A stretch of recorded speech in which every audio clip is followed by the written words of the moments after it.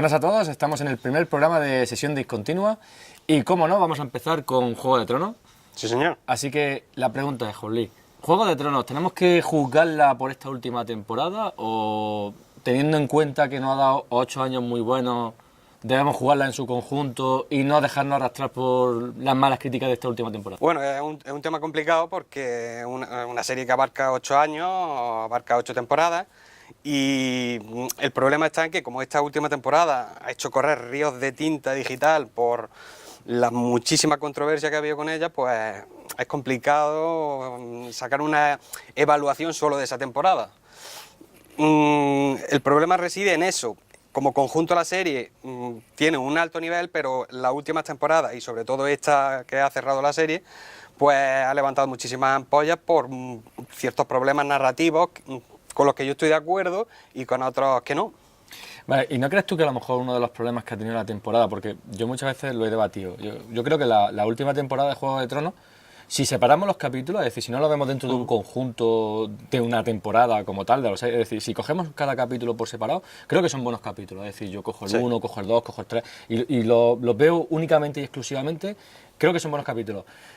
En el conjunto sí es verdad que me da la sensación de que les falta otros cuantos capítulos que sean los que verdaderamente unan esa última temporada, ¿no? Entonces, esos 6 capítulos como que se quedan huérfanos, ¿no? Me da la sensación que hubiese faltado 4 capítulos para que todo hubiese tenido mucho más peso y que verdaderamente esa serie hubiese terminado con una temporada genial. No sé si más o menos tú ves igual. Sí, y es que ciertamente eso es un mal endémico que ya iba teniendo la serie desde la 6ª temporada. En el momento en el que los guionistas se quedaron sin la base literaria de George R. Martin para poder sacar adelante unas tramas con una base mucho más sólida, pues la narrativa cambió, esas intrigas palaciegas y esos juegos de tronos, valga la redundancia, se perdió un poco con un ritmo más frenético, pero también es cierto que depositar mucha confianza en los directores y la puesta en escena desde un punto de vista técnico mejoró muchísimo, y en esta última temporada, pues desde un punto de vista narrativo y de desarrollo de personajes, posiblemente yo, desde mi punto de vista, la veo de las más flojas, pero a nivel técnico me parece la más espectacular. Sí, no, ahí estoy de acuerdo contigo, es espectacular en todos los sentidos. Es decir, los 2 capítulos principales, por decirlo de alguna forma, que son los de las batallas, chapó. Sí, no hay que ponerle pega. Más allá de los giros de personajes, y ahora vamos con lo siguiente. ¿Crees que ha sido precipitado el cambio de Dany? ¿Crees que, como decían los autores, sí se veía venir, que sí se veía venir, pero que en la temporada ha quedado como muy rápido y eso ha sido quizás lo que el público en general no lo ha perdonado? Por eso decía antes que a lo mejor si hubiese habido un capítulo o 2 en el que hubiésemos visto ese desgaste psicológico de ella, no hubiese entrado más fácilmente ese cambio brusco. Y por eso, por no tener ese tiempo, no sé, ¿qué opinas tú al respecto? Hombre, desde mi punto de vista, ese es el mayor mal que ha tenido esta temporada, más allá de ciertas elecciones que se hayan podido tener con el final de ciertos personajes y demás. Ese viaje express, como digo yo, a la locura de Daenerys Targaryen me ha parecido muy deficiente. Porque tienen una temporada corta, que son solo 6 episodios, aunque la duración de cada capítulo aumentaba y era casi duración cinematográfica. Reducir ese viraje del personaje hacia la locura, la demencia o por culpa de la ambición a solo 2 episodios me parece un fallo garrafal, porque es que no hay un cambio orgánico en ese personaje, en que la personalidad pueda derivar a eso, a esa locura que se supone que a la que se van a aferrar los guionistas a la hora de dar explicaciones sobre su padre, el rey loco y demás. Y me ha parecido el fallo más grande, una manera bastante fea de destruir un personaje, de despedirlo de la serie. Y luego se comenta mucho eso, que a lo largo de la serie se han dado pistas y ha habido comportamientos crueles por parte del personaje, pero yo pienso que dentro del contexto de la serie y del microcosmos que habían creado los guionistas, estaban justificados hasta cierto punto. Y claro, luego empezaban a decir, es que el personaje de Daenerys ya había cometido actos muy salvajes y crueles. Pero bueno, es la tónica habitual en una serie como Juego de Tronos, en la que raro encontrar algún personaje que puedas considerar verdaderamente bueno. Sí, es la ambigüedad de los personajes. Exactamente. Y para mí ese ha sido uno de los fallos más grandes de la temporada. Sí, volviendo al fallo de temporada. A mí otra cosa que me ha dado que pensar esta temporada es que creo que le ha fallado a todos los personajes femeninos. Es decir, porque no creo que ningún personaje femenino cierre verdaderamente bien. Es decir, bueno, es verdad que Arya tiene un final así un poco... que ha gustado más, sí. ¿no? Pero ¿no crees que las decisiones que han tomado en los capítulos los personajes femeninos se han quedado como cojas después de haberte fabricado personajes femeninos tan interesantes? Porque, por ejemplo, volvemos a Arya, ¿no? Arya, veníamos de una mujer que de repente mata al rey de la noche y al final en ese capítulo simplemente le llega al perro y le dice, no seas como yo, y cambia, ¿no? Eso por un lado. Sí. Y luego tenemos a Cersei, que es la reina de la manipulación, la reina del engaño, y está ahí mirando, sonriendo y de repente no tiene otro plan. Y es como, ¿por qué? Es decir, ¿por qué estos personajes de repente se... No, es un poco por decir, no, si queremos meter un poco de polémica, ¿no? Es que al final parece que están esperando ahí a que la salve el hombre, ¿no? Porque sí. Cersei está perdida hasta que llega de nuevo su hermano y está con ella y ella se derrumba, le dice no. Y a Arya llega ese momento en el que el perro, el que le dice, no seas como yo. Volvemos lo mismo, ¿no? A esos personajes más... Y bueno, luego Dany pasa lo que pasa, es el personaje masculino el que acaba con ella, ¿no? ¿No crees que ha sido un poco injusta esta última temporada con los personajes femeninos en ese sentido? Sí lo ha sido, y el problema está en eso, que volvemos al desarrollo de personajes y al perfil que nos habían ofrecido de ellos, como en cierta manera para precipitar los acontecimientos o los guionistas llevar la trama por donde les interesaba, lo han hecho cambiar de personalidad de manera muy, no sé, muy brusca. Porque, por ejemplo, Arya es un personaje que hemos seguido durante 8 temporadas, completamente obsesionada con la venganza, y por mucha confianza que tenga con el perro, no tiene sentido que le dé un toque en el último momento y le diga vete porque vas a morir. La Arya que nosotros conocemos no le importaría eso y llegaría hasta las últimas consecuencias. Y lo que comentaba de Cersei, pues otra cosa inexplicable, una mujer tan calculadora, tan fría, que ha sido capaz de controlar ejércitos y demás, que no tenga un plan para poder librarse del ataque de Daenerys y salir viva del desembarco del rey. Me parece otro fallo muy importante. Los personajes femeninos van a tener la vía de escape porque han conseguido darle al personaje de Sansa el norte, como un reino independiente, pero en ese sentido sí lo veo. Y claro, y luego la muerte tanto de Cersei junto con Jaime es muy anticlimática. Estábamos todos esperando un enfrentamiento de Cersei con alguno de sus enemigos importantes, con Daenerys, con Jon, con Arya, y esa muerte...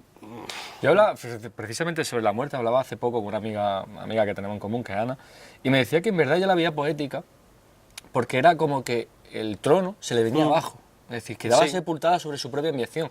Y es verdad que muchas veces yo no había pensado en esa forma, y cuando me lo dijo ella, le di otro significado y dije, hostia, es verdad, es diferente, porque lo que precisamente ella más ha buscado, y es verdad que al final es una forma triste, ¿no?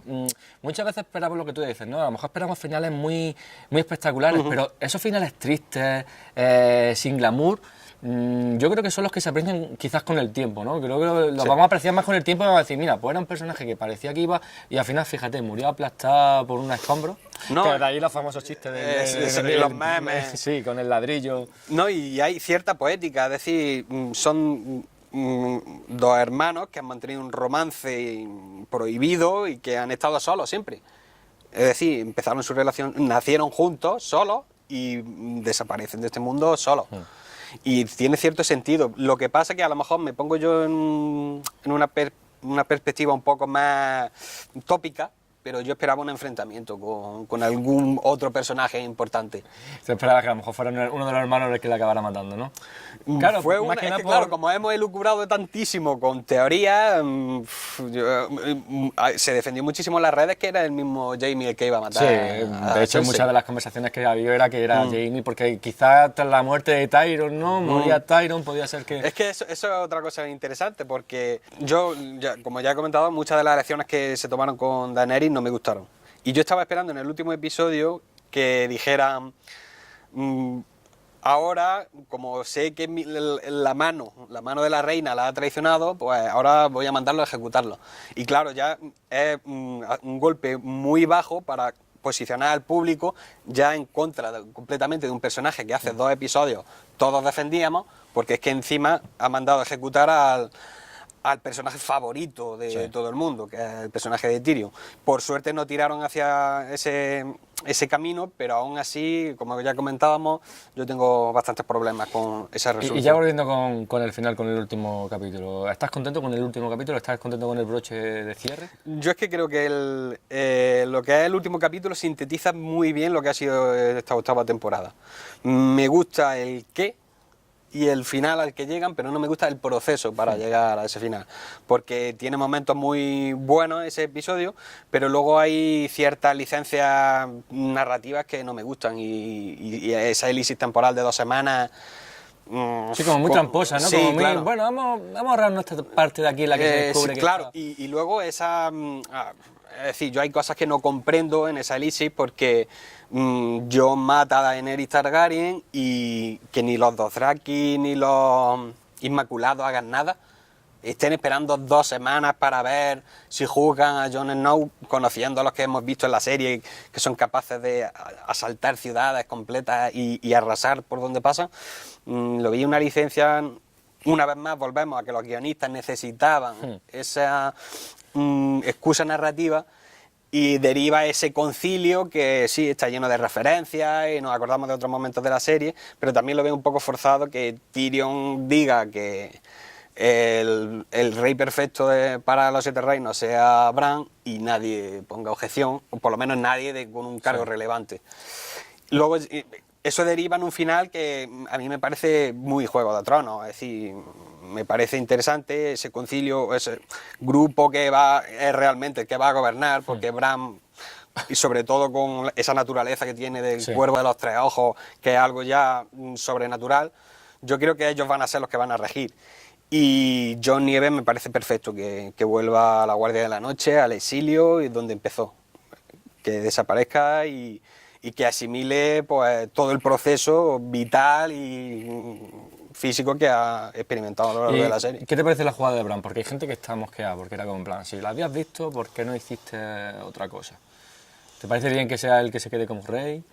No me parece una mala elección, pero claro, es que el problema está, bueno, y volvemos a la cantidad de memes tan impresionantes que se han hecho con no hace falta que hagas nada, que al final te va a salir todo perfecto. Comparte este grande la suerte. Exactamente. Es que claro, lo interesante es que a Bran le han dado un rol así tan mesiánico que como parece que estaba por encima del resto de los mortales, lo han convertido prácticamente en atrezo. Y claro, luego lo han justificado de manera que él iba a ser el rey, lo tenía todo pensado, no quiere ser rey pero va a asumir el cargo de la misma manera que Tyrion va a asumir el cargo de la mano del rey, como él le comentó. Y pues volvemos a esos parches que han metido esta 8ª temporada, que como ya comentamos, yo desde mi punto de vista narrativamente y a la hora de una evolución dramática ha tenido bastantes carencias.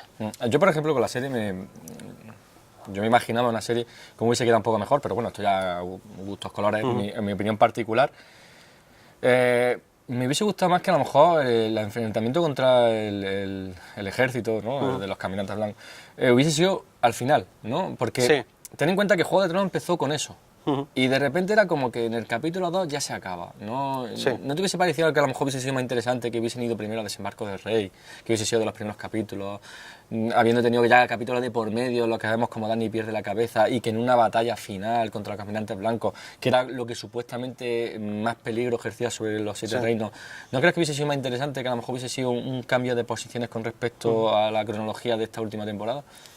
Hombre, hubiera sido otro punto de vista y hubiera sido interesante. Lo que pasa es que yo soy de los que defiende que es que Cersei seguía siendo el punto de... la villana. La villana principal de la serie a lo largo de las temporadas en las que fue evolucionando como personaje. Y a mí me parece bien que la dejen para final. Por eso vuelvo a que no hay un enfrentamiento ortodoxo con ella. Pero una batalla final con los caminantes blancos para cerrarla, pues hubiera sido interesante también. Pero a mí el proceso de primero la batalla con los caminantes blancos y luego lo de desembarco del rey me parece interesante y yo sí lo dejaría así. ¿Y tú crees que el más listo de la serie ha sido Martin? Yo creo que sí, y nos ha pasado factura en ese sentido a los que leíamos los libros. Yo Juego de Tronos lo leí un par de años antes de que empezara la serie. Y luego leí el resto de libros y Martin llegó un momento en que él colaboraba en la serie activamente, escribía el guión de algunos de los episodios. Es uno de los productores también Exactamente. de la serie.